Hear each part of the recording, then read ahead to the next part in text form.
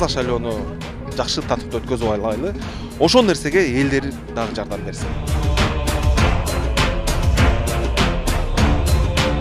Таза шайлоо! Улуу журт алга! Улуу журт алга!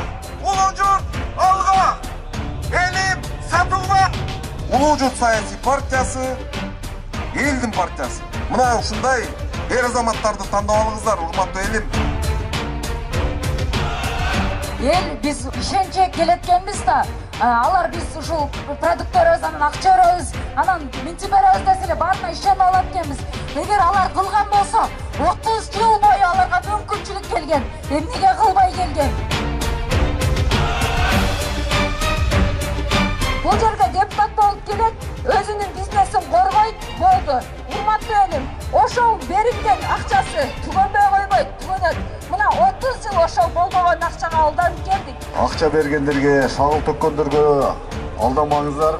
Биз ишенебиз, ушул Ош шаарынын тургундары айтылган сөздөрдөн бир жыйынтык чыгарат деп. 11 апрель Ош шаардык кеңешине шайлоолор күнү номер 1 Улуу журт партиясын тандаңыздар. Номер 1 Улуу журт, номер 1. Таза шайлоо үчүн деп чыгыш атабыз. Акыркы болуп аткан коомубуздагы добуш сатып алуулар биздин жаныбызды кейитип атат. Жакын күбө жашаш үчүн добушту сатпаш керек. Мына кыйкырып кеткендердин азыр флагтарын көргүлө.